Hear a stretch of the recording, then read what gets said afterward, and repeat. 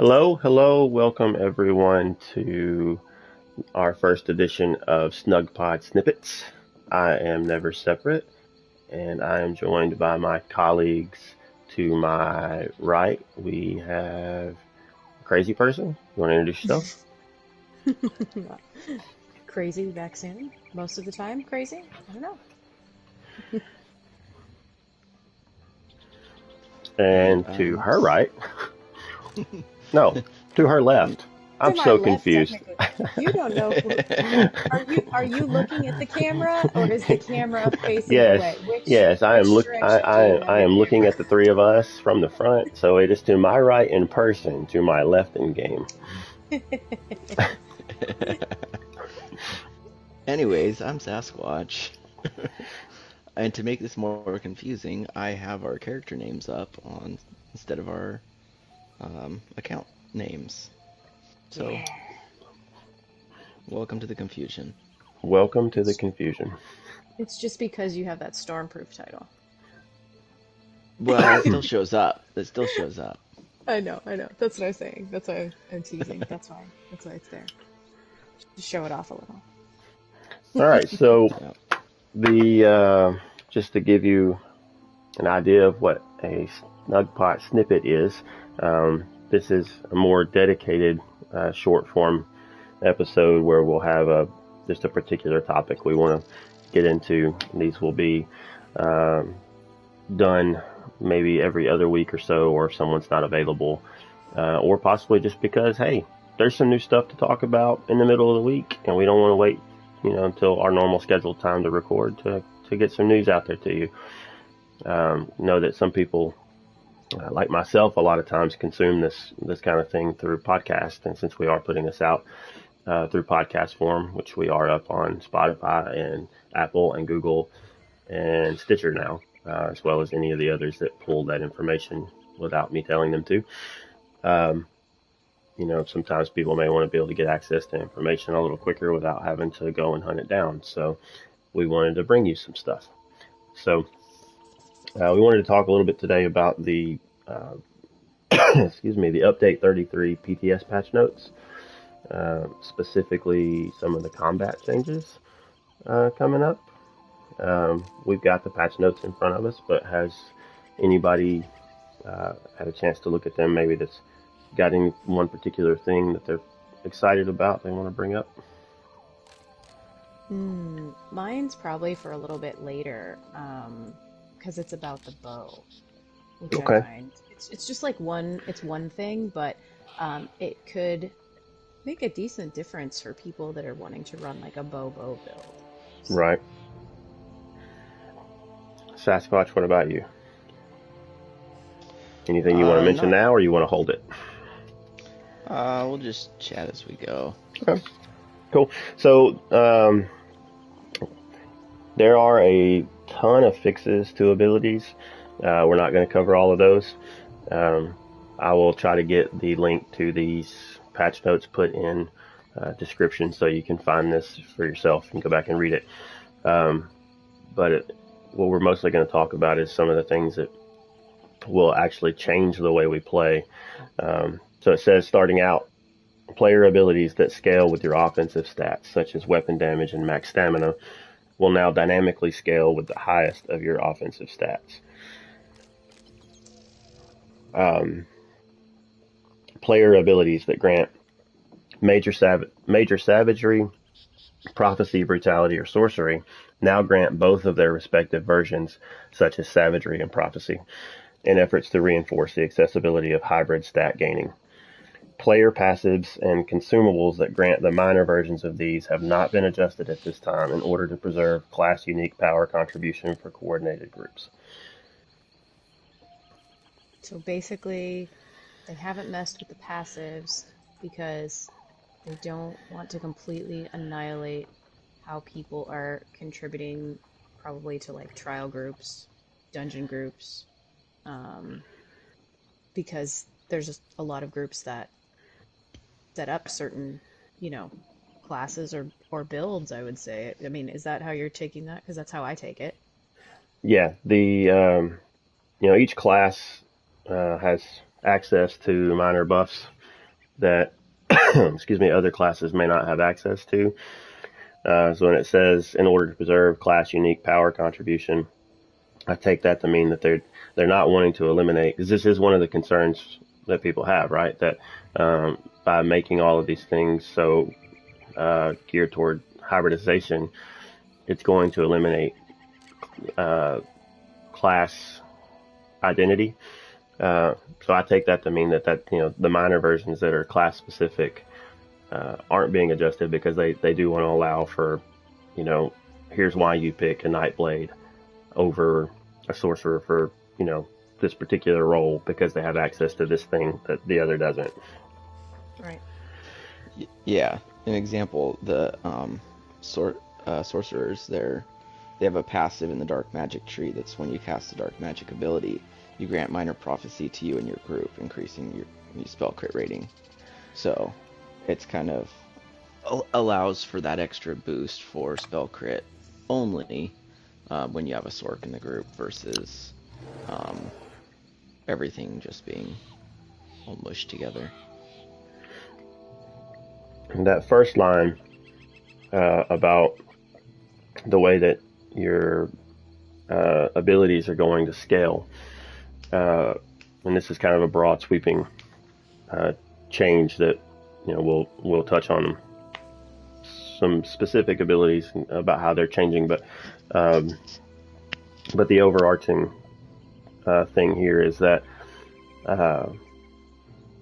if you are for example, if I'm playing DPS on this character, I tend to go a little bit more stam than Magicka, though though my spammable is a Magicka ability. So I'm splitting my stats right now.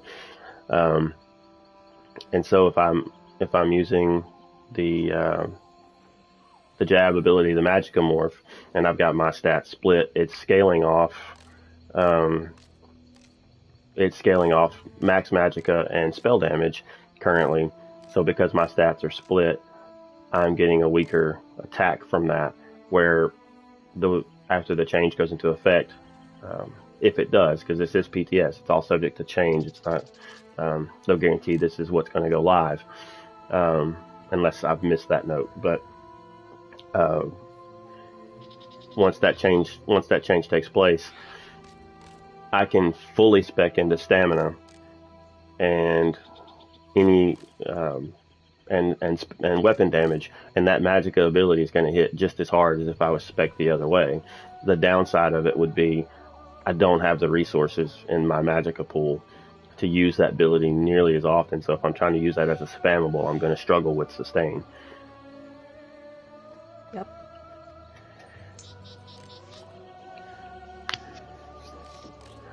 I think it will be interesting to see with this how that happens, because, well, like you said, like, people are not going to use the other thing as a spammable, but it will be interesting to see if someone comes up with builds where that is still more viable, to use some of those opposites as, not like a fully spammable over and over again or something like that, but just Right. where you could spam them more than what you're talking about previously, right? Mm-hmm. So I'll be interested to see what some of the content creators who really have time to dig into that stuff and have time to, sit and mess with gear sets and mess with all of that and see what kind of stuff they pull out of that. How hybrid, I guess, they get. Is it going to be one or two skills here and there, or is it going to be like, no, I can put, half of my bar that's the other, and I'm still not really losing too much because of these changes?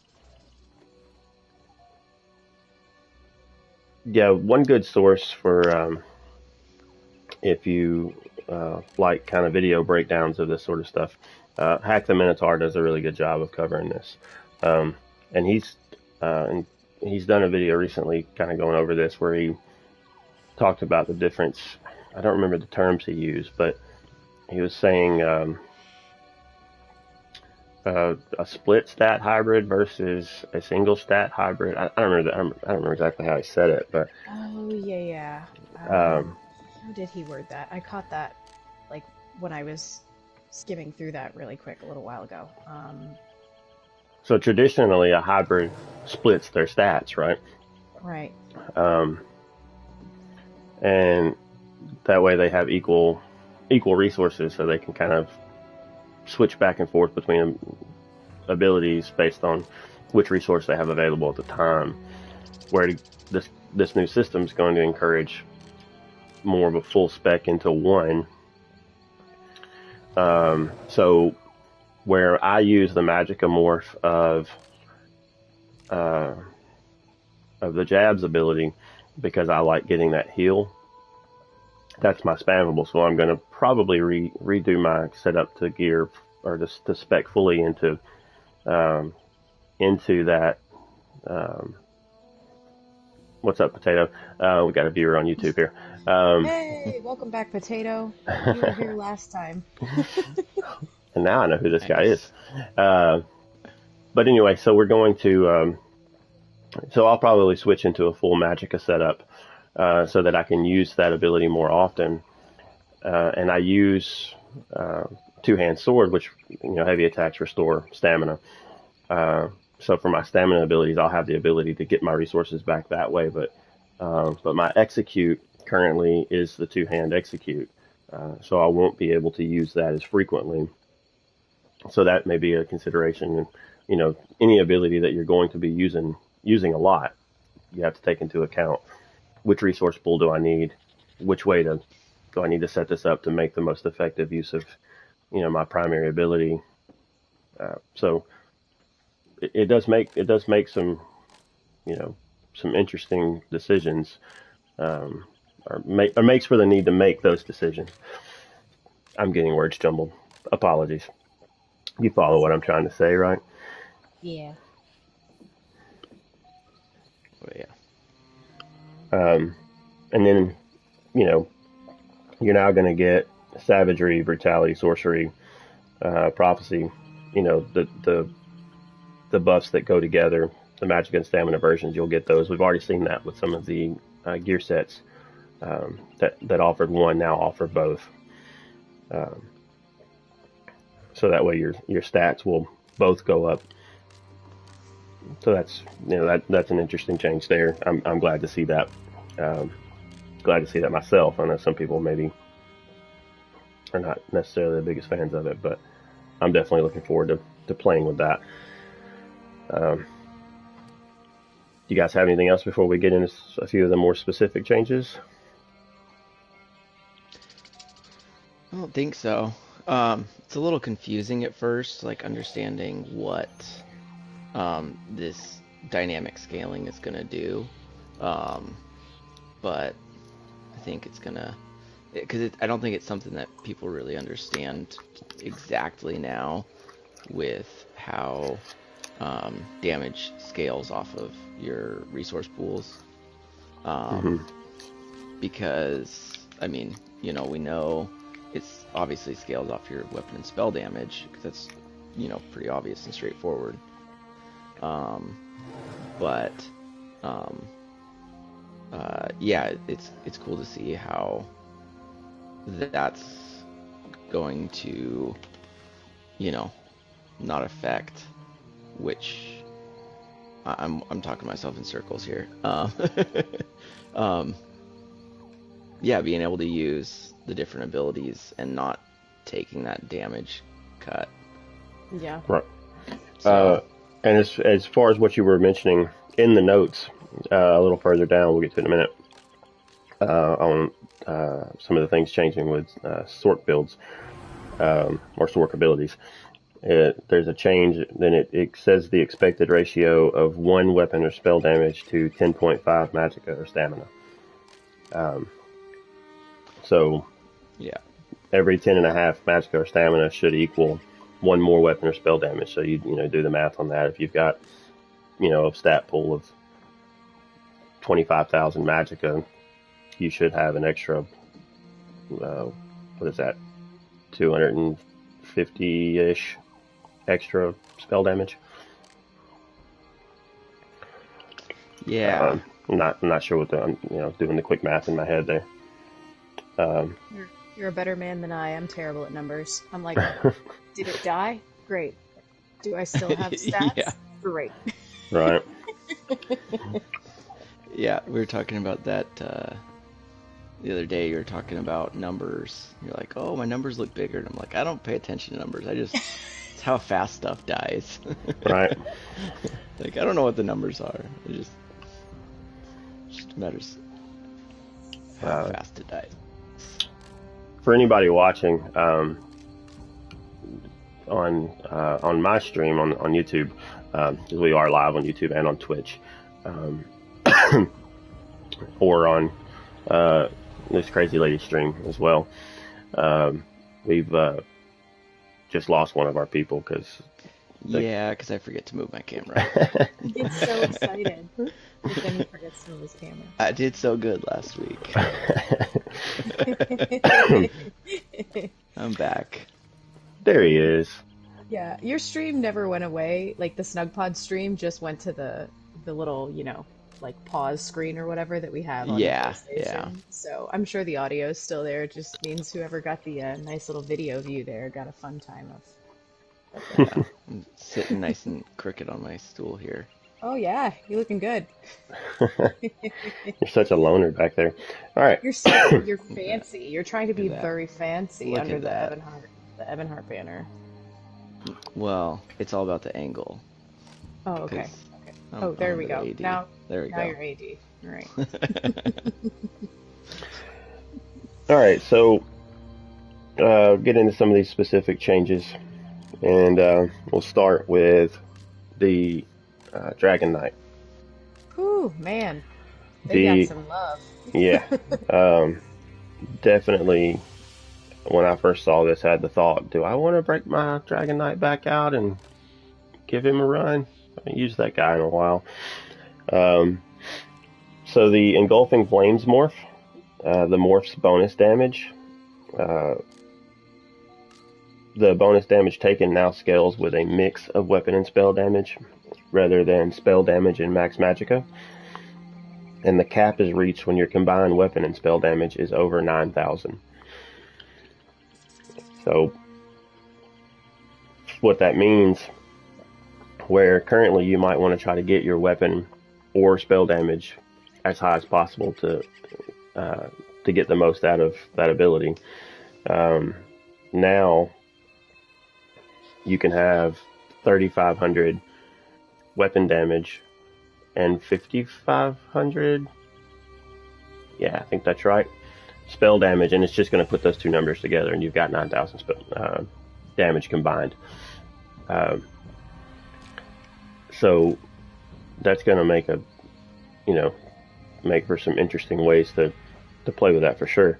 And I don't know that I've seen, looking through these notes, anybody else that got any kind of changes quite like that. I think that may be a Dragon Knight specific kind of change, because there's another one a little further down that's got something similar to it. Yeah, I'm scrolling through just to make sure, but I think you're right. I think that is probably one of the most major changes in terms of something like that. Then we have the Burning Embers morph. And the ability now heals for up to 100% of the damage done anytime it deals damage, rather than up to 75% of the total damage done when the effect ends. And then there's a developer comment. The change was made to help offer the Dragon Knight more steady healing in the midst of combat, rather than locking the heal behind a more burst-like window where it comes in massive clumps, since much of the Dragon Knight's healing currently comes in bursts, while their sustained healing is weaker. Not no more. Yeah, so they're going to have the ability now to have, consistent heals coming in, but if they're using that ability, and still get burst heals from some of their other options. Yeah, I guess there was also an issue with that particular skill where if you would recast it before the duration ran out, then it would adjust the heal value. So you would get sometimes a higher heal than intended. because of the fact that you could like recast it and then it would look at the numbers and be like, oh, you need more than we're supposed to give you. Here you go. Right. So that'll be a nice. I think they're making it more. It's interesting to me because I guess they're making it, like they said, they're making it less bursty and more sustained, which I find interesting because there are some classes that have a little bit more of that burst feel. Like, you know, a lot of Nightblades and PvP will have like a burst style, whereas it feels like they're trying to make the DK a little bit more even across the board, I guess. I mean, I've always kind of felt like it was that way a little bit to begin with, but you can tell that it hopefully truly will be able to take really nice advantage of this hybridization and the hybrid stat stuff from things like this. So, Considering that Dragon Knights for a lot of people are kind of the go-to tank class, them having this ability to have consistent healing makes their job easier, makes their healer's job easier. You know, they have the option of burst heals elsewhere, but then this gives them just kind of that consistent, you know, flow of incoming heals that, you know, will enable them to kind of stay in the middle of things a little bit more. Sasquatch, you got anything there so far?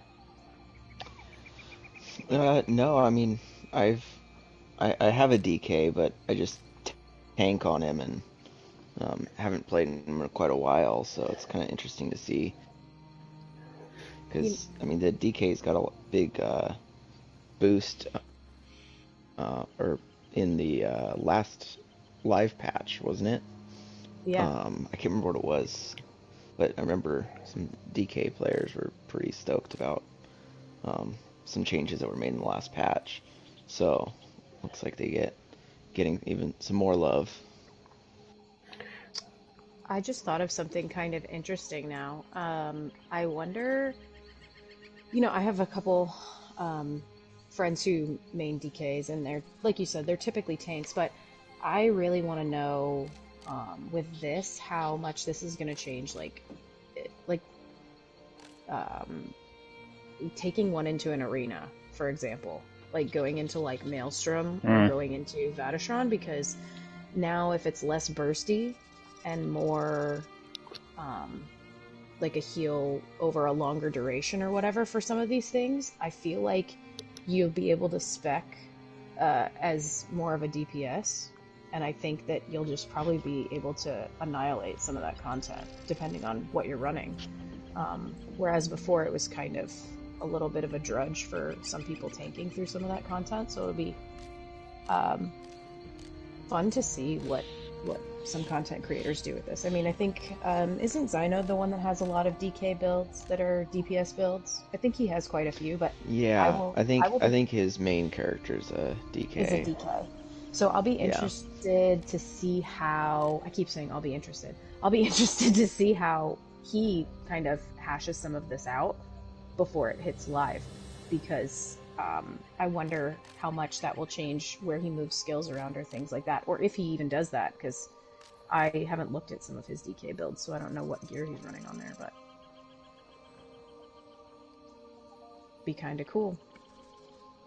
Yeah, and regarding them being tanks, the next change listed there, spiked armor, the return damage from this ability and its morphs now scales off a mixture of physical and spell resistance rather than spell damage and max magicka to help reinforce its identity of a tank ability. And volatile armor, the area of effect damage from this ability now scales off your physical and spell resistance as well, rather than spell damage and max magicka. Ooh. So that's awesome. Yeah, you actually have an ability that's going to do the tankier you are, the more damage this ability is going to do. That's actually really, really cool. Yeah, that's it. Well, yeah, it's especially cool because it would scale off spell damage and magicka, and as a DK tank, you're going to be extremely low on both of those. Yeah. you're gonna most DK tanks are gonna be stam. It's gonna be Yep. their pool that they have more um, resources in. So that's a really big boost.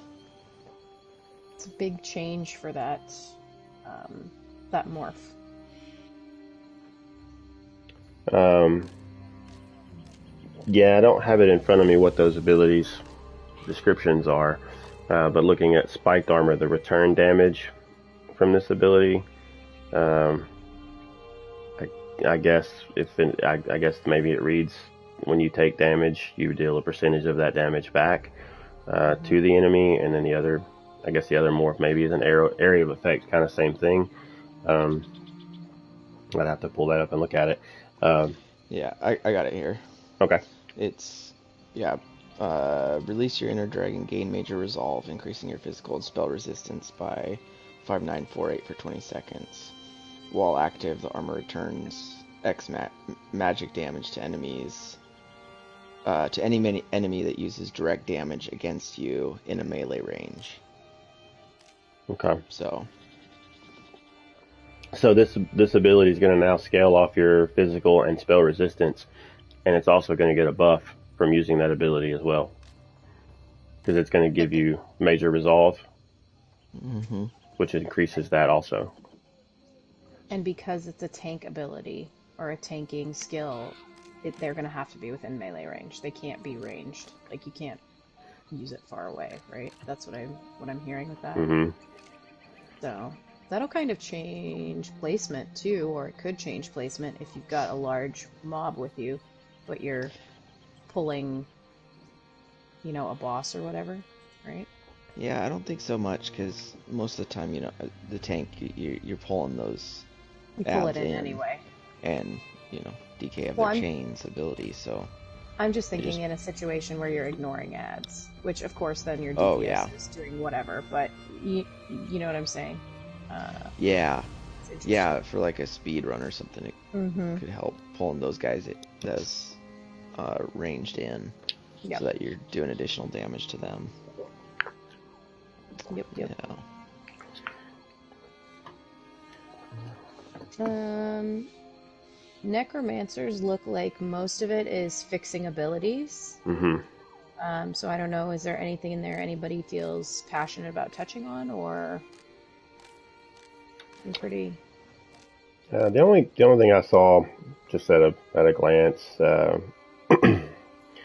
just it says that pummeling Goliath, it can now also proc enchantments and poisons. Hmm. I'm not sure how big of a change that is to how it's intended to work, but everything listed for them is primarily fixed an issue, fixed an issue, fixed an issue. And again, we'll Yeah. we'll try to link, in descriptions, and maybe we can try to tweet this out too, retweet where they've already shared it when their official forums and stuff. Um, but but yeah, it looks like it's all fixes primarily for the Necromancer. Um, Nightblade uh, largely looks like fixes, with the exception of a few abilities, and we have a Nightblade in the room. Would you like to touch on any of that? Do you have Just that? looking. Yeah, I've got it pulled up. I'm just skimming it really fast. Um,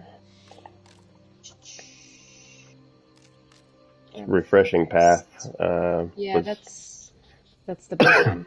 So it now refreshing path, which is a morph in the Path of Darkness stuff. The ability now heals one less time over its duration as a result of back end adjustments. Basically, they made back end improvements to the ability to improve performance. So that's going hand in hand with them working to fix performance in game. So um, the total healing has been increased to ensure that there's no changes in the overall power that have been made, but it's actually going to heal one less over time so that it's not calculating as much right, with that morph. Uh, right.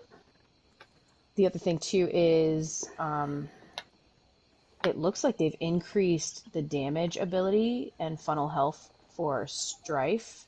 by 5.6%. I do not remember what it previously was, but looking at that in these notes, that seems significant to me. um, Yeah, 5.6% sounds like quite a that's bit. let me go look actually right now. That's in the siphoning line. That is So while you're looking that up, I was just going to point out what you were just touching on about changes that they're making to the back end and different things trying to improve performance. That's another thing that, I mentioned this, I believe, in our last episode. But a lot of the things that they're doing is trying to reduce the amount of math and calculations that has to take place um, during combat to try to help improve performance. So a lot of these things that are being changed um, do sound like they're kind of simplifying formulas to make a lot of that stuff um, less draining on the system. Yeah, so I just got to Strife, which actually for some reason I didn't have, probably from a respec at some point. But the current one that's live in game says steal an enemy's life force, dealing 3339 magic damage, and healing you or 2 other nearby allies for 51% of the damage inflicted every 2 seconds for 10 seconds. If they're increasing that damage by 5.6%, that's pretty significant. Yeah, you said it was like 3,500 something? Yeah, around 3,300 right now with Oh, it on 33. spec. So, I mean, it's a high cost. Costs 2,700 magicka. But it's over 10 seconds, and it's for 51% of the damage inflicted. So if you have a high damage build, and you pop that, and that heals you and someone else by 50%, and they're increasing that by 5.6%.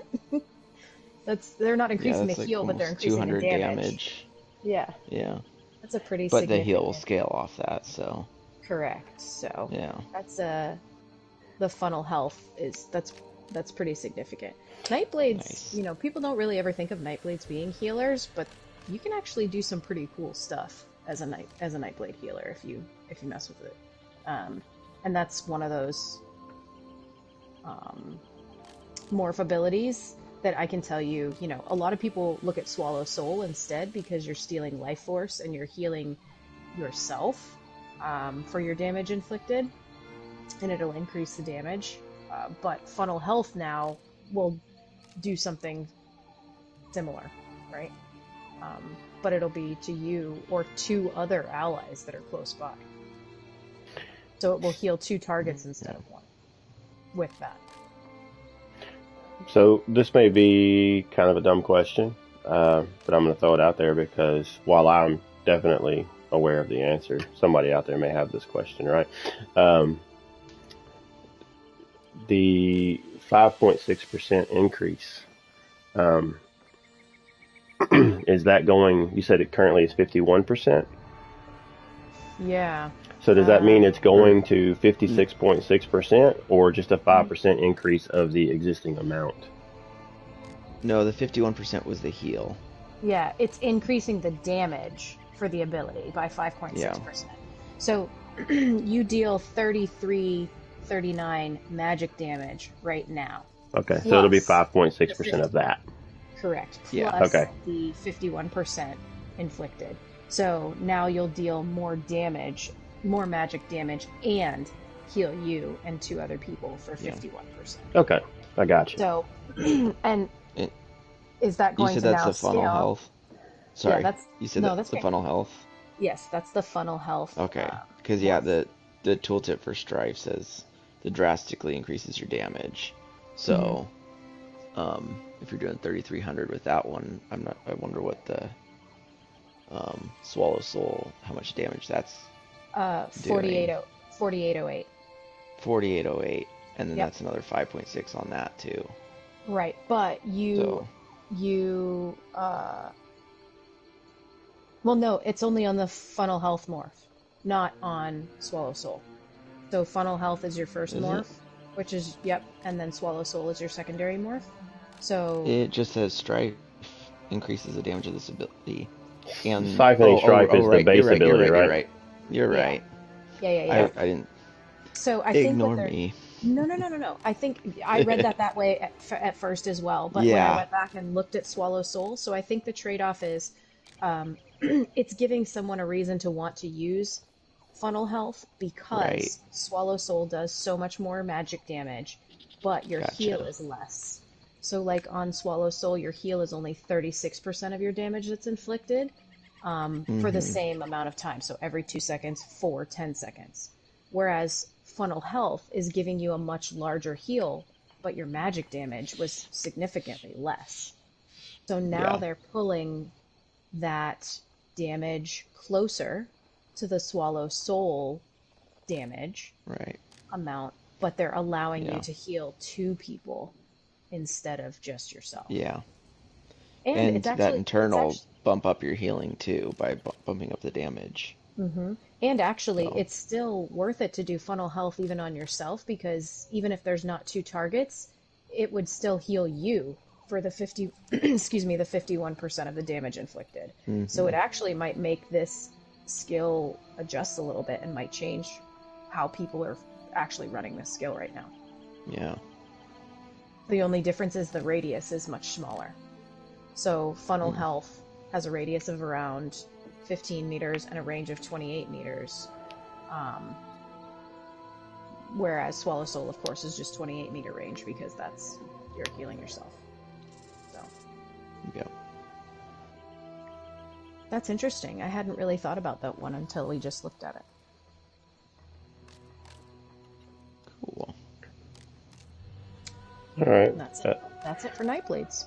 So, all right. So the next one is Sorcerer. Um, Crystal Weapon Morph. This ability will now replace Imbue Weapon or its morphs after casting to help reduce the amount of burst potential it can offer with singular moments.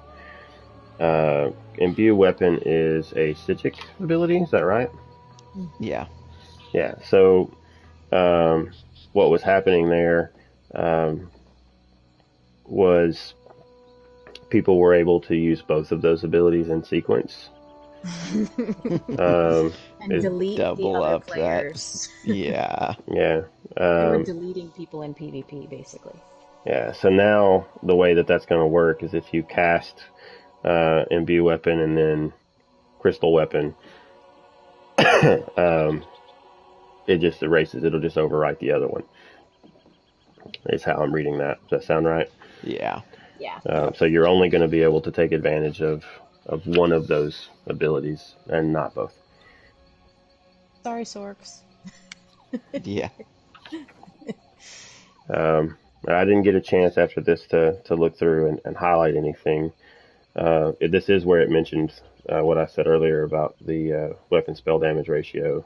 Daedric Mines uh, fixed an issue where the ability and its morphs scaling coefficients did not match the expected ratio of one weapon or spell damage to 10.5 magicka or stamina. Um, Resulted in scaling less effectively with weapon and spell damage, but more effectively with max magicka or stamina.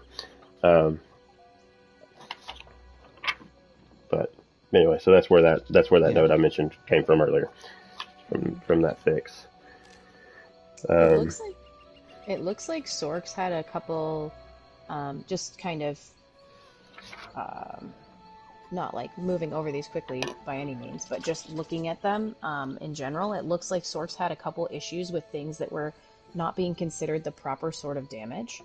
So they had some Yeah. skills that were not considered an area of effect skill, and there were other things that were not being considered direct damage. So all of that would be causing issues to your numbers overall. Oh yeah. Or like say that you're specking into direct damage, but it's not that ability when you're using it is not getting affected by that. That would be quite aggravating. Yeah. Other and than that, Storm Calling, there's just some adjustments there. Lightning Form, the ability and its morphs now lasts 20 seconds at base, up from 15, to properly match the standard duration of armor buff abilities. So that's a nice 5-second boost That's to actually that pretty buff. cool. pretty cool too, because if you think about it, that is probably back end work as well to align not only for the player, or not only for them, but for the player. Because if you're running a rotation and that morph now lasts the same standard duration as some of your armor buff abilities, so they would theoretically run out depending on when you're Mm-hmm. applying them similarly, rather than having like a big gap. So that's kind of cool. Yeah, I know, because on my Sork I use the Boundless Storm and then Crit Surge are my two buffs that I try to keep up. And I know they're drastically different in duration. Um, Pulling it up now. Where's Crit Surge? There it is. Um, okay, so it's a 33-second duration. So doesn't help too much with my rotation, but Um, but that's nice. It's just less likely to have that fall off. Right. Um, and then yeah, there's adjustments to the morph too. Were you Oh, gonna there we say go. something? Yeah, this morph ranks up to 30 seconds for Boundless Storm. Yeah, I was sorry, did I cut you no, off? no, no. You're good. I was just going to say this. Things like this might be part of where, and I know it's bigger than this, but where some people say that this is sort of uh, is homogenizing the right word.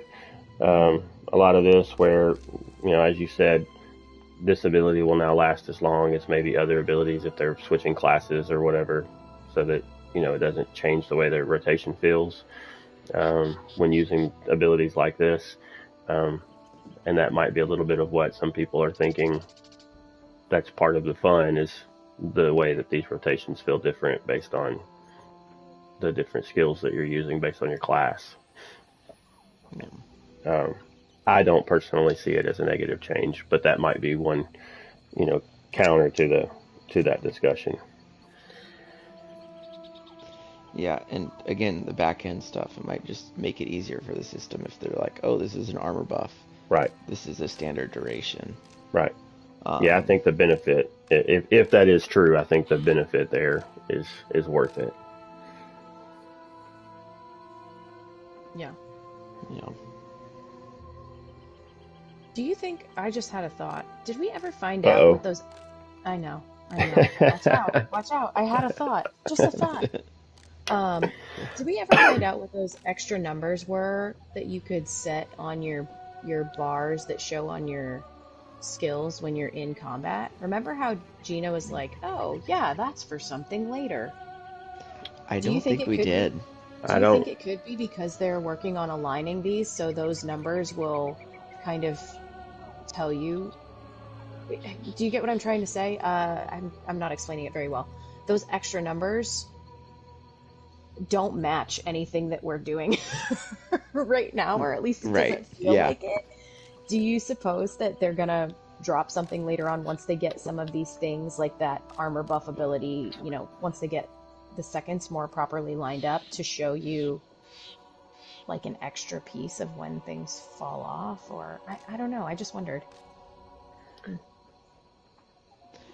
Yeah, that you would think that whatever that is probably going to be explained soon, right? Because did that change happen with the release of the last chapter? Hmm. Has it been like a I think year it was now? with the It was, chapter. I think it was with Graymore, because remember we didn't have, that was one of the quality of life things that came on console that uh, add-ons were already doing on PC basically. Hmm. Yeah. So for us, it was just nice that it was built into the UI uh, now. But I'm I'm I pretty just sure really that wondered. was this year. Oh, maybe it was. Everything runs together. I don't know anymore. Yeah, yeah. So Sorry. Such is I yeah. life. didn't mean to derail us. I just was thinking about that because it was talking about, durations of things matching. So I wondered, because sometimes when you see those numbers tick down, they are matching. At least on my bar they are with what I'm running. So I was just curious if Hmm. that might be something that's along those lines. And that's why she said, you know, something coming but not here yet. Um, and she said that like a year ago or Yeah. months ago, whenever it came out.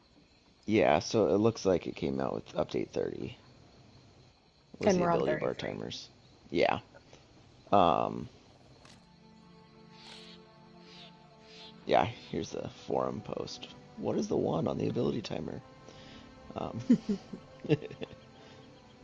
so, Sneaky, sneaky. yeah, I'm curious. I forgot about that. There's those extra numbers at first, and they're just like, yeah, that's something later. Yep. Nothing else.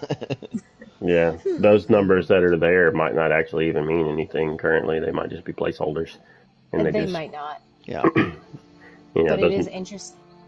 Oh, go ahead. No, you're good. Go ahead. I was going to say it is interesting though that they do coincide with other things ticking down, even if they're not the proper numbers, which Hmm. means that they are connected somehow to certain skills that are being set or things that are being applied. Right. Yeah. Well, and my thought on that was that it might be something. So, like, on my warden, the deep fissure, so it's the shulks, Mm-hmm. is you activate the ability, and then 3 seconds later they do the damage. Mm. Um, but it applies major breach for 6 seconds. So it has its own separate timer on the debuff, and Oh, I so see what you're saying. that was my thoughts, is if it has to do with, like, oh, if it's something that's applied through it, It's going like to a show it debuff or for that amount of something. time. Yeah, so you'd have that secondary timer rather than on the target. But Oh, that would be cool though, if it showed you yeah. that secondary timer as well as like when you put fracture, how it shows it on the health bar, but it also shows it Hmm. on whatever the skill was applied to and it ticks down. Yeah. Yeah. Interesting.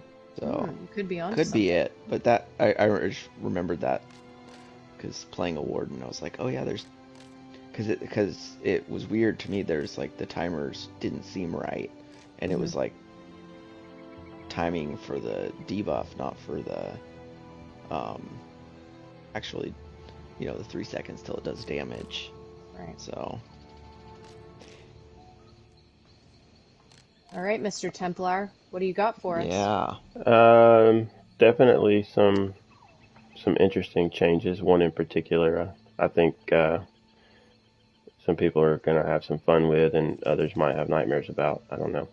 Um, we'll get to that Perhaps in in this. PvP, people will Yeah, have nightmares. Yeah. yeah, there could be tears, or There's already tears when Templars stab you in PvP. I don't need yeah. more tears. Yeah. All right, so um, the burning light skill is now only going to deal magic damage rather than magic or physical damage, but will continue to scale off of your highest stat. Um, I think the way it currently works is whichever stat is higher determines what type of damage it does.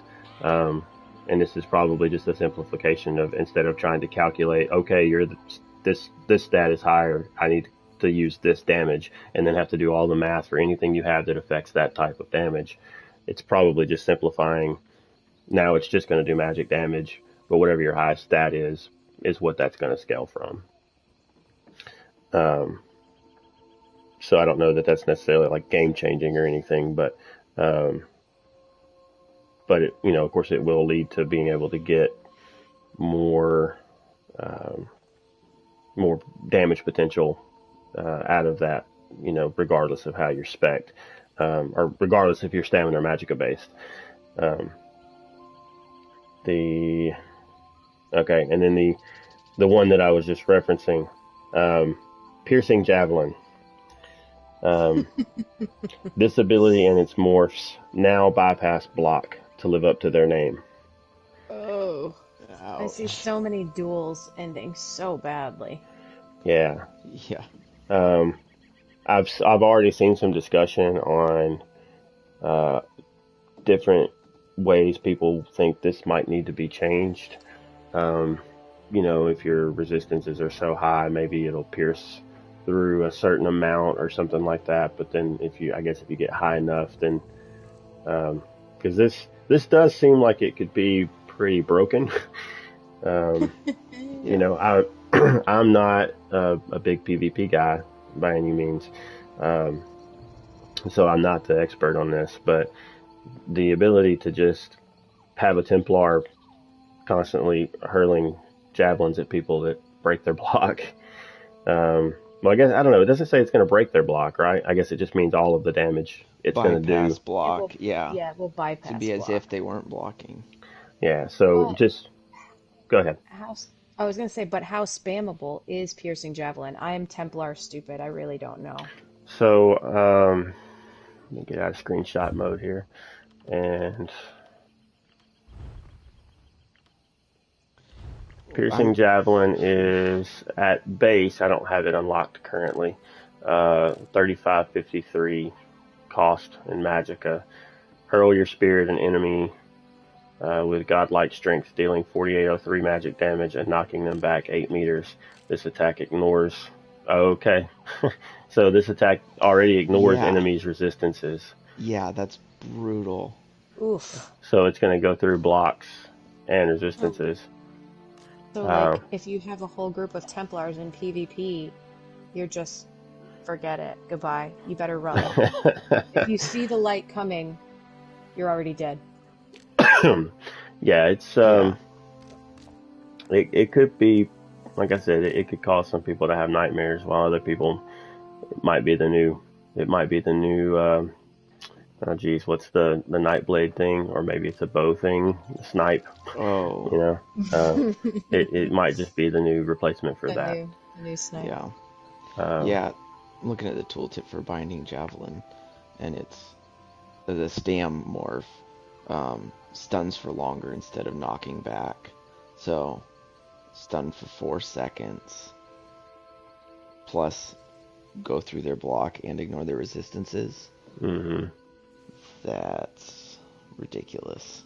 Which, I mean, basically what block does largely is increase your resistance anyway, right? Yeah. I mean, to some extent, the way, I mean, it, functionally Yeah. speaking, it gives you an increase to your resistance. Um, so it's, I guess in a sense, sort of just making that ability line up with what it's supposed to do anyway, because it says that if it ignores enemies' resistances, but then block does offer resistance, it's not truly ignoring resistance, right? Um, but still, the fact that, that's just going to be an ability that you can just constantly hurl at somebody and they can't do anything about it. Um, as a Templar main, yay. uh, but Right? for anyone else having to go up against somebody who's good with a Templar in PvP, that ain't me. Don't worry, guys. Um, but uh, it sounds like it could be very frustrating. You might be surprised. Just go into PvP with this and you might do just fine. Run a battleground, and I went 150 and 0.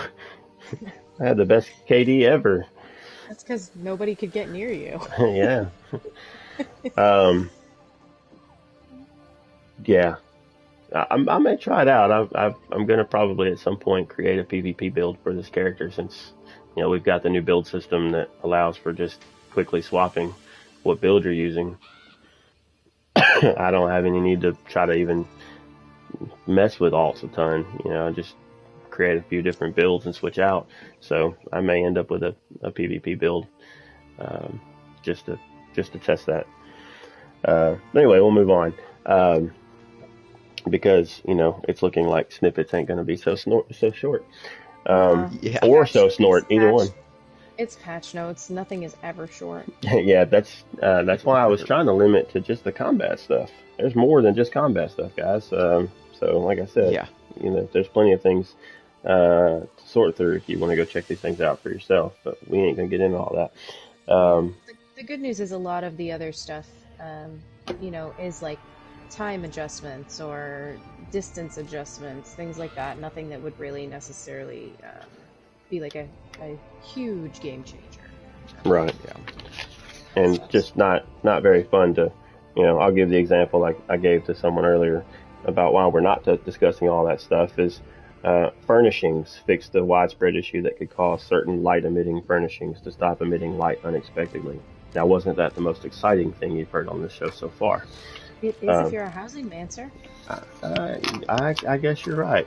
Or if you spent 10K on those lights that were just in the store this weekend, or whatever it was. Um, so, back to the Templar. Let's see. Biting Jabs morph now grants major brutality, um, and sorcery for 10 seconds after casting, rather than just major savagery for 8, as Sunfire already grants major savagery and prophecy now. Um, Is so Sun is Sunfire another like like I said, I'm Templar stupid. What is Sunfire? Because that seems like it Sunfire is in the Dawn's Wrath ability. Blast an enemy with a charge of radiant heat, dealing, and this is just based on my setup, 4,003 flame damage and an additional 8,000 flame damage over 10 seconds. Upon okay. activation, you gain Major Prophecy, increasing your spell crit by 2629. Right. And now once these changes go into effect, that would also give major savagery, which is why they're changing the other morph to major brutality. Because now that everything's more hybrid, right? Prophecy and savagery go hand in hand, so it Right, doesn't make sense to give it twice. So right. now So it'll be brutality if instead. you're using jabs, you'll get brutality and sorcery for 10 seconds, and then you can also Use Sunfire. throw this ability out. You've got both buffs from those two abilities. Wow. Nice. Um, like I said, um, I use Puncturing Sweep, the Magicomorph, um, from Puncturing Strikes, because I like the heal, um, from that. But the other one does, giving you those two buffs. If you don't need the healing, if you're not trying to run solo, you're running with a healer, you're using other means to heal. Um, you got two abilities that give you 4 buffs right there. Um, Nice. so that's a pretty good change. Um, let's see, that was Biting Jabs. Spear Shards, range increase, um, radius. Yeah, those. See, a lot of the stuff is just like in buffs or nerfs to different ranges or AoEs, um, fixes. So as far as the really big changes, I think that's kind of it the uh, for the Templar. I mean the other changes are significant, increasing radiant ward shield increasing, um, to 20% up from 9. That's a good change, um, but there's a lot of that kind of stuff in these notes. So the Warden is next. Um, so I'm Yeah. going to yield to you on that, Sasquatch, since you're also a Warden expert there. Yeah. So Scorch, we were talking about earlier, the Shulks. It's increasing the duration of Major Breach to 10 seconds up from 6, which for me doesn't make a big difference, and I don't think it will for most people anyways, because that is like the hardest hitting ability, so you're firing that off every 3 seconds. Um, for my morph, and I think it recasts for Stam, so every 6 seconds, anyways. Um, so not I don't imagine that being a huge help. Um, but Growing Swarm, that's the Stam ability. Looks like you can only cast it on one target at a time now. Um, and But it the damage increases, has gone up. yeah, increases the damage of the area effect portion of this ability by 50% to make up for the new limit. Um, I I'll be curious with the new scaling, looking at that, because I love, so the Magicomorph, um, it increases the damage every other cast, but the Stam morph, spreads to nearby targets, which I Ew. love, but I wouldn't really use the stam morph. So now with the different scaling, I'm wondering if I might switch that to that morph um, for that extra AOE. But it'd be interesting. Hmm. Um, Green balance, um, fungal growth increases the healing of this ability in its morph by 12.5% to meet the area of effect burst heal standards. Cost remains the same since it covers less area than others. So that's cool. Nice buff to that heal. Um, Healing seeds and back-end improvements. Fixed an issue. And then corrupting pollen, the morph now prioritizes lowest health enemy with major defile. Ragweed season Ragweed is season coming. is coming. Yes, Gina. Yes. There is corrupting pollen currently where I am at right now, and it is the worst. There's probably some corrupting pollen in this Snugpod. Not that the Snugpod's not clean, but it is a giant plant. Yeah. Lotus flower is the one a lot of people have been talking about, right? Mm-hmm. Because of that green lotus change, and also major prophecy and savagery now, yeah? Yeah. Yeah, so I haven't I used lotus flower for a little bit, but um let's see, I get major prophecy from I think Inner Light, so it's not really something that um I'd rather just have Inner Light on my bar and not have to cast something to keep it up. Yeah. Um, but I know it's a like Lotus Blossom especially is used a lot.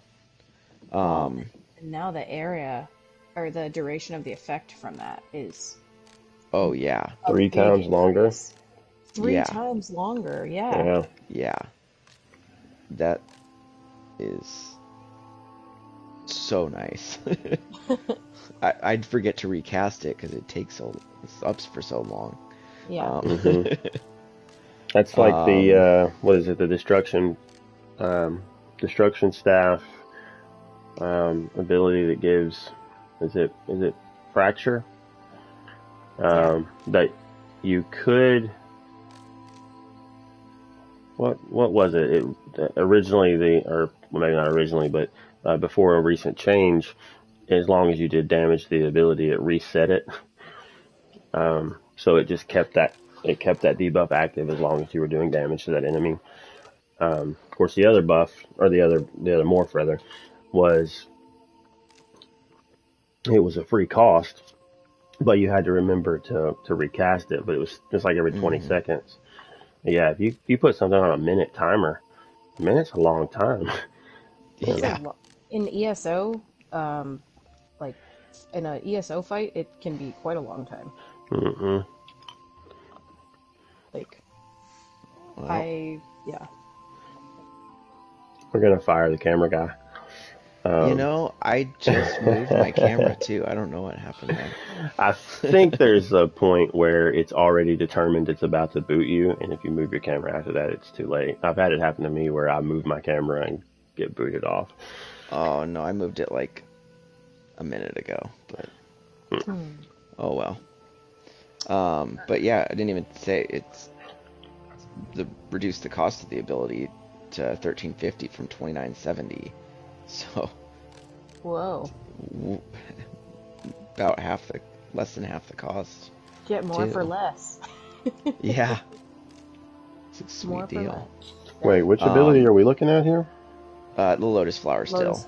Yeah, Yeah. Lotus Blossom. Um, Oh, okay, that's up there a little bit. Okay. yeah, because currently the green lotus gives you major savagery, and then lotus blossom gives you major prophecy. So, so with them, giving you both, um, they're that's why you're seeing these changes to the different morphs, um, because the difference of prophecy and savagery were the only Right. difference.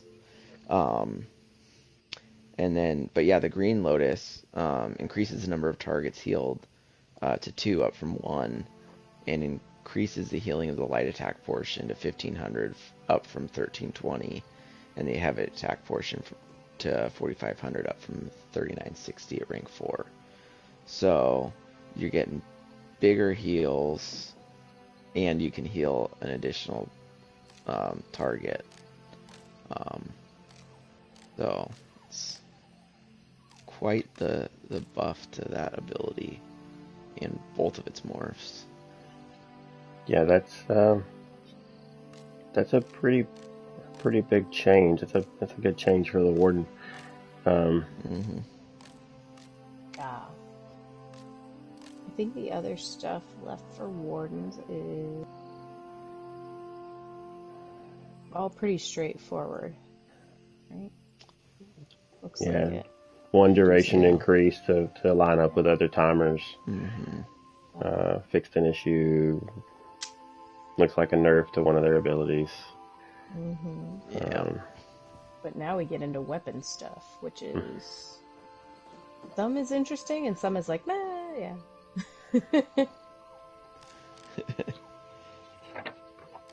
So, two-handed abilities, yeah.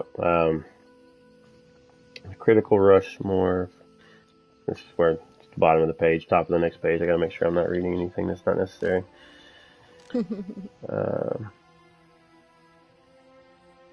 I would say for two-handed. Hold on, wait. This now ranks up in cost reduction instead of. So that's they've reduced the base cost for critical rush, basically. So, momentum. The ability in its morphs now also grant major sorcery. So currently, let me pull that up. That's two-handed. Momentum. Focus your strength and resolve to gain major brutality, increasing your weapon damage by 20%, as well as gaining minor endurance, increasing your stam recovery by 15% for 20 seconds. So now you're going to get brutality and sorcery, so you'll get weapon damage and spell damage.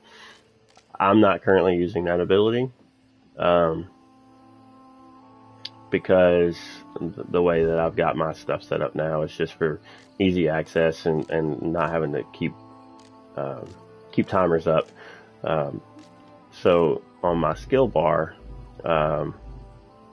currently on both bars I have Expert Hunter and Mage Light. One grants prophecy, one grants savagery, and that's just so I have, of course, one of these is sorcery. I get the other from something else, but but I keep both of those on both bars right now just so they're always active. And then in the sets that I have on, I'm getting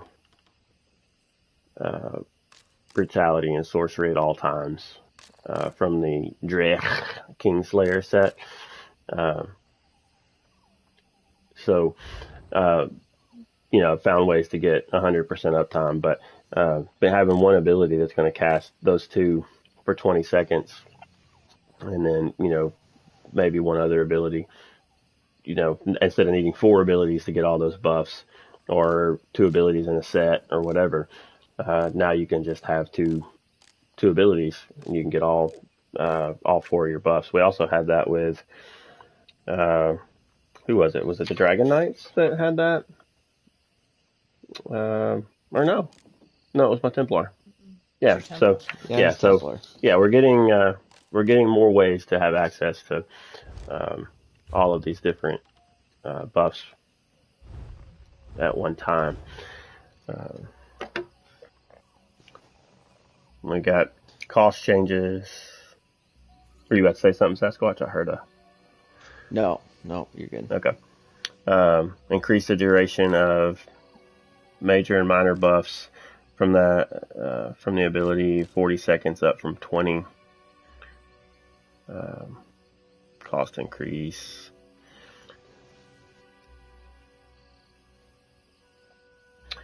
Power bash. This is okay. I didn't see where this printed off. I didn't see the change there. One hand and shield. Mm-hmm. Power bash damage from that ability and its morphs are now considered bash damage and interrupt casting targets, meaning the damage will increase with bonuses to bash as well as triggering events that require you to deal bash damage. It will not, however, inherit cost reduction bonuses to bash. So you guys think you may start seeing some people use like one-handed shield DPS builds more? I don't know about that.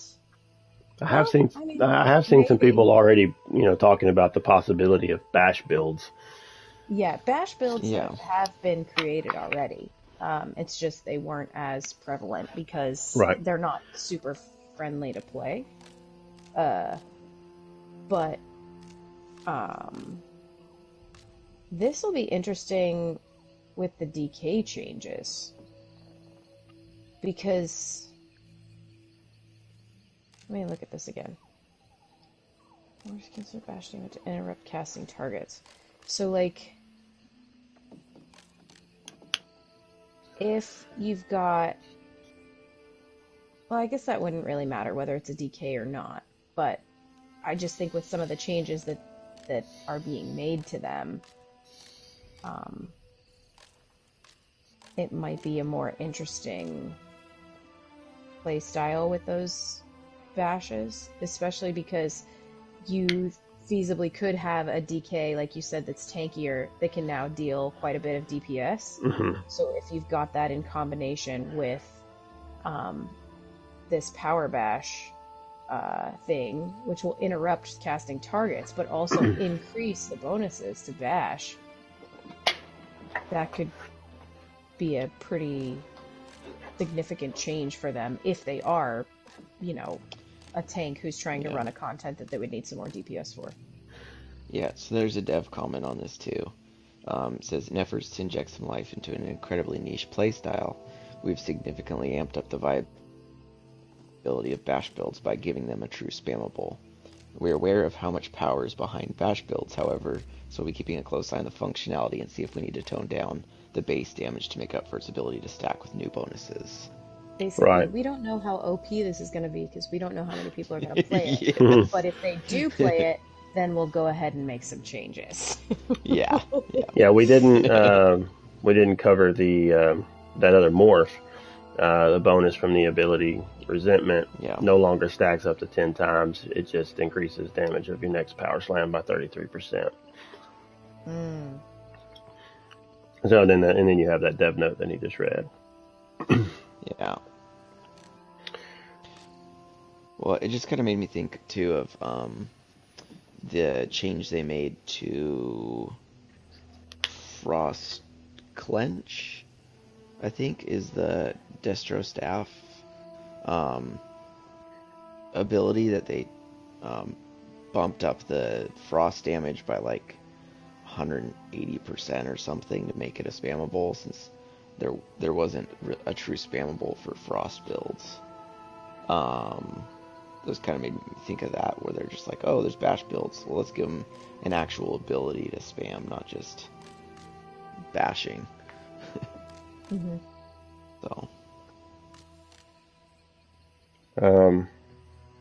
So shield charge, increase the shield granted,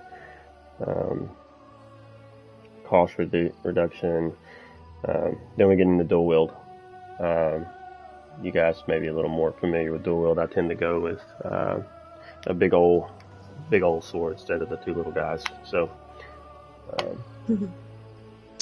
Yeah, I mean, Flying Dagger just also grants major sorcery now instead of just major brutality. Because I think that's under Hidden Blade. Yeah, I think it's under Hidden Blade.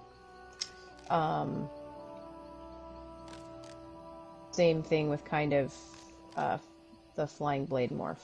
So the base version will grant major brutality, rather than only one of the morphs previously would allow you, I think, to choose that, or to have that. So it's pretty straightforward with that one. It's just, you'll notice it more in when you're selecting which morph you want to work for you. I don't typically use the teleport version of that. In fact, looking at it now, I'm laughing because I actually don't even have that skill purchased. Which I really probably should, but I don't know where I would put it on my bars right now. But yeah, that one's pretty straightforward. The one that I found interesting was the bow stuff. Yep, you said you wanted to touch on this, didn't you? Yeah, so I found the poison arrow, venom arrow morph.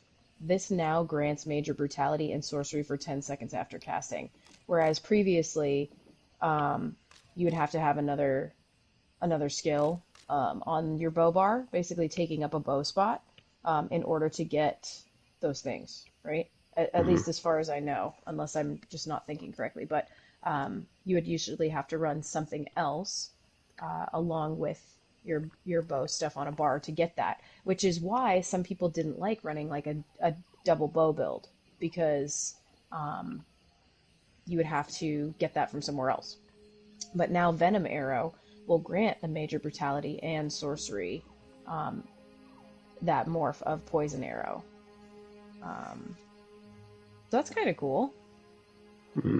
It gives that extra piece for if you do want a double bow build. It makes it feel a little bit more viable. I mean, double bow builds can still output massive damage, right? Particularly if they're using poisons and things like that to go along with it. But this is kind of cool because now it adds the major brutality and sorcery for 10 seconds after casting. I'm actually going into my bow builds right now to see what that was.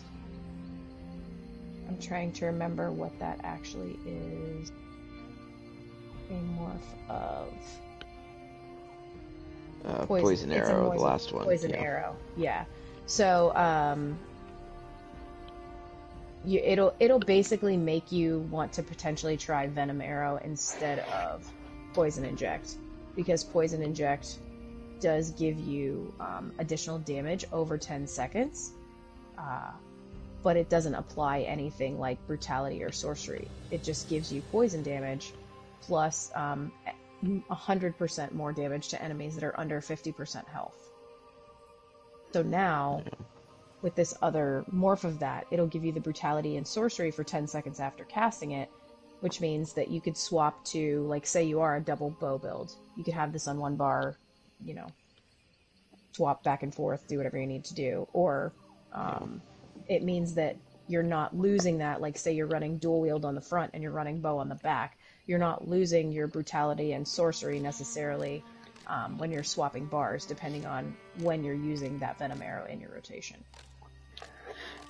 The other thing this opens up, just for varying playstyles and different build options. Say in your case, you wanted to switch to, because you're Stand Blade, right? Yep. And you wanted to switch to Mag Blade, but you still like using your bow.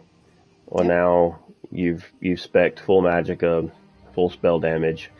All your abilities are going to scale off of that. But you can still run Venom Arrow. You can run Venom Arrow and get your sorcery to help buff your your stats there. Yeah, because typically Mag Blades don't really run... Well, actually, I can't say that. I don't know, because I've never played a Mag Blade. But my understanding is that they don't usually run bow, correct?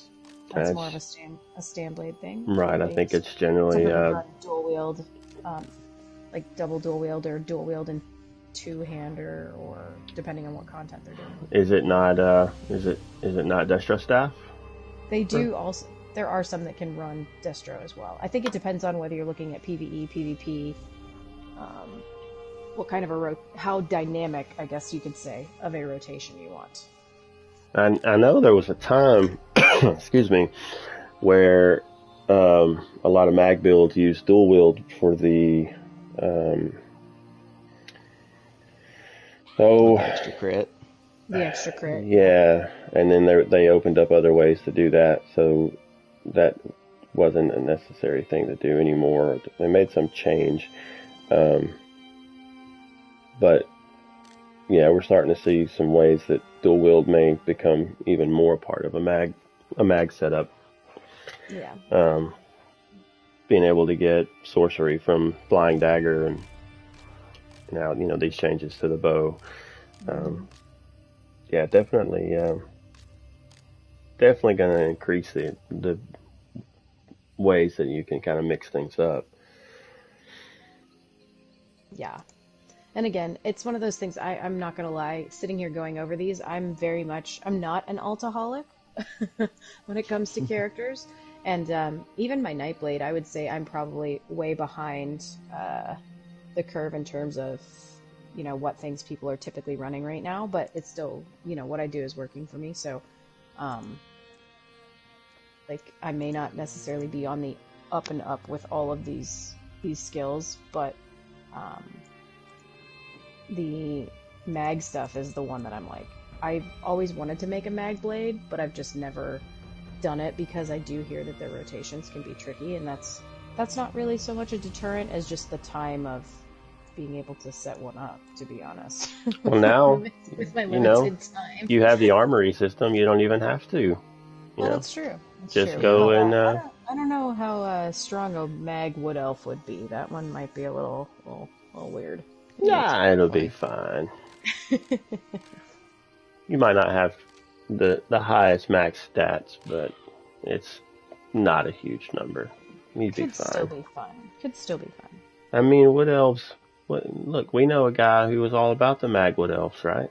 So, um, at least at 1 week of the thing. Yeah. Um, um, and if by chance you ever hear this, you know who you are. But yeah, so I would say if you're interested in trying some of these things out, just go get you another build and save the one you got. Go Hmm. set Sure, you one up, play around with it for sure. for Um, sure. so anything else on bow?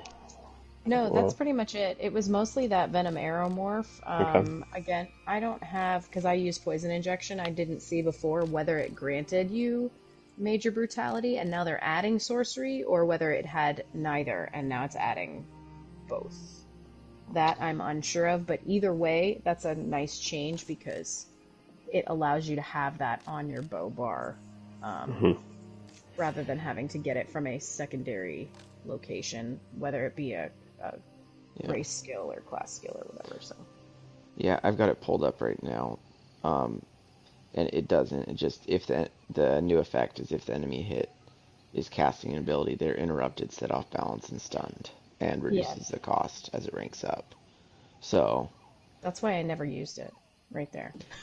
I was like, yeah, why do I need that? I don't. I'd rather have poison inject it's because the additional poison damage over time and the additional damage under 50% is what deletes people.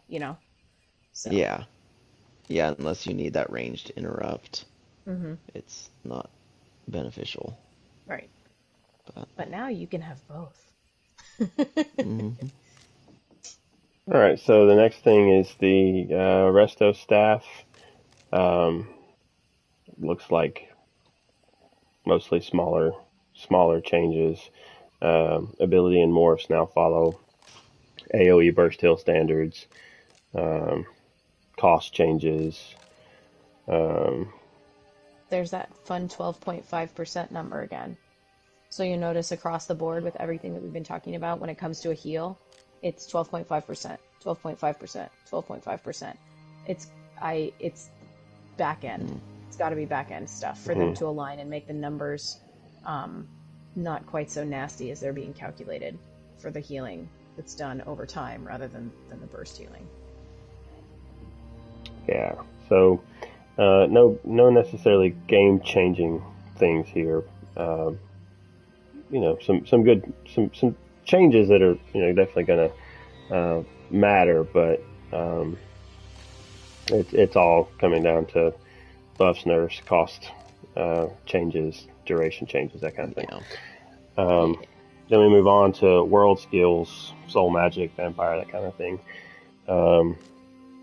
Soul trap ability and its morphs now only deal magic damage, but its damage will scale dynamically. I actually sometimes use the soul trap ability that will grant you resources back if an enemy dies. It's a pretty handy resource recovery ability. So now that's going to scale based on whichever way you want to do your stats. That's going to make those abilities do more damage. But it's only going to do magic damage, which makes sense. It's soul trap sounds like a magic damage ability. I haven't seen any of these that say they only do physical damage now, or poison damage or whatever. I think it's because Soul Trap it currently does magic or physical based off of your stats, and so that's probably just one less check it has to do. Right. It's a back end thing. Right. Because it already scales off of your highest offensive stats. Right. So, it's probably just one less check for this back end.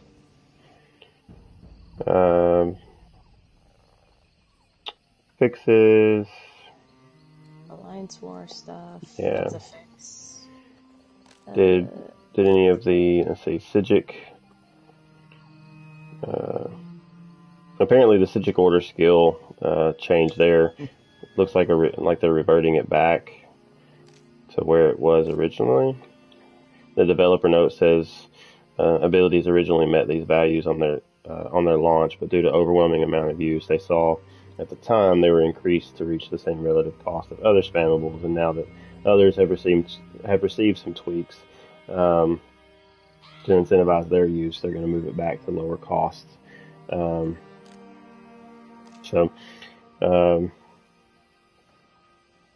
They're undoing a change, really, is what it sounds like. So, Alliance War, was there anything there that we needed to touch on? Let's see, I'm trying to skim over it. No, just a fix, not properly scaling. Fix, yeah. There is something interesting with the item sets. So we probably all remember for a while they turned off procs for certain sets. I have a feeling it's because they were probably looking at this, because I know in PvP it was a pretty big problem for certain things.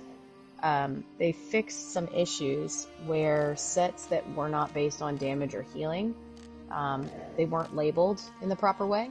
So that meant that some sets applied buffs or crowd control, and then they could go ahead and trigger other sets based off that. Oh, jeez. Yeah, so it was procs triggering procs. So again, it was one of those situations where, like, you can go and fire this skill off, which procs your set, which procs the secondary set that you were wearing. I can't even imagine why the servers didn't explode.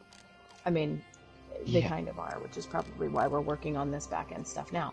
But basically, the developer comment on this is that the only time a set should trigger another set is when it activates a core combat skill, like dodging, blocking, or a status effect. It shouldn't be from blasting a skill, which then procs your set, which procs a secondary set. So basically, it was things like Thundercaller could trigger Dark Convergence, and then Dark Convergence could also trigger Hrothgar, which led to these big combos just from doing one input. So basically, use one skill and then explode everything around you, including the mega server. So that's kind of a pretty big general fix in terms of proc sets. And I'm sure that some of it came from that stuff. Well, I think that kind of wraps up combat changes, right? There's a few other notes on a couple things here and there, but it looks like it's largely fixed an issue, and that's just not fun to read. So, Yeah. um, but yeah, there's plenty of fixes, and again, we'll try to get these things linked. I'd encourage you to go and read these things for yourself if you find an interest in this kind of thing. Um, if not, we'll try to do our best to cover this stuff in apparently what's not a short episode, um, and that way you guys can have the information available in whatever way suits you best. Um, you guys have anything else before we wrap up? I do. I have one really funny one that I just saw in the PlayStation patch notes. And my question is, how on earth did they figure this out? It says, and I quote, fixed a very rare crash that could occur when you jumped away from a zone at the same moment that another player consumed food. Wow. I'm not even kidding you. And it says, Somebody stared at a screen for days. some poor person sat at home, not even in the ZOS building, but sat at home and had to Oh figure my out gosh. how on PlayStation someone would crash when someone else started consuming a food item. I I don't even okay. And the other That one is fixed a crash that could occur when a large number of particle effects are present on screen. Again, kudos to you, developer, whoever you are. You should win a prize. yeah, Because wow, but that just tells you the kind of fun stuff that we have on console. Why not? so Rich, we're encouraging you to give that person a raise, Yes. or those people. I don't know if it was one person What or a team, but whatever team figured that out, they're the real MVP because that means no more blue screens. yeah, yeah, that's one of those things where people get into these, big heated rants about, oh, your broken game, and yes, things like that are frustrating when they happen, and but you know, people go to extremes of threatening families and stuff. Guys, come on, you know, Yeah. I can't even begin to fathom how that's a thing you figure out, by looking at numbers on a screen or zeros or whatever the case is. Yeah. I would just be blank faced. It's hard work, and for all of us here, we appreciate the guys um, that spend their time making a place for us to play and have fun. For sure. Um, I guess that concludes discussion for today. Uh, didn't mean to get deep there for a moment, but it's getting late. Um, but yeah, so if you guys are looking for a guild, if you play on PlayStation, um, then you can find us in the Lore Seekers Guild. You can apply through Lore Lore Seekers Seekers ESO ESO .org. Yes. I have a hard time remembering if there's a cast in there or .net or Nope. anyway. Yes, loreseekerseso.org. So check us out there. There's a apply to guild link that will bring you to our Discord short application process. Somebody will get you as long as you fill that out and meet all of our rigorous standards. Somebody will get you approved, and one of us will get you added in game as well. If you're watching or listening and you play on PC or Xbox, same thing. There's guilds for those guys. For all of you there too. PC has EU as well. I think Xbox maybe has EU. PlayStation has EU, but they're not very active. If that's something you're looking for, those guilds do exist. And if you want to come and help grow that guild, we'd love to have you. But come check us out. Join the Discord. That's where you'll find all of us hanging out, and you can come talk to us there and get in game and run some content with us. And we're really trying to get some things moving. So you can find us, kind of multiple places now. We're kind of getting our name on some different platforms. Somebody want to take that and share where they can find us? Sure. You can find us on Twitter at it's at A Snugpod Cast, right? That's the one that has the A in front of it, I believe. It does. Or is it just at Snugpod? At Snugpod Cast. Podcast. Perfect. You can find us on twitch.tv/snugpodcast. You can also find us on YouTube at some extraordinary link that never separate will have to post at some point. If you just search A Snug Podcast, you should find us now. Yep. And if you want to send us an email telling us all the things that we got wrong, or maybe right, you can also contact us at, what's that one? That one is the one that I'm going to let you do now. It's at snugpodcast@gmail.com. There you go. So those are the places you can find us. You can also probably find us each on our individual Twitters over, if we've got them, over at Snug Podcast. If you follow us, you'll probably find us in that follow list as well. And Gwen, we're sorry we missed you tonight. You'll be back soon, though. It wasn't such a snippet. Sorry. There will be snippets that hopefully will be shorter snippets and true to their name. But also, this will be made available for audio listeners. As mentioned, we are podcast form now as well. So you can find us at on Spotify. You can find us on Google Podcasts sometimes. That's a thing that's it was there and then it wasn't, and now it's back again. So I think it's just a matter of it's trying to process, but it should be there. Apple Podcast, Stitcher Radio. I've seen it on one other one that I checked, also pulled our feed. And if you use Anchor, we're on Anchor as well. That's what we use to host the podcast format.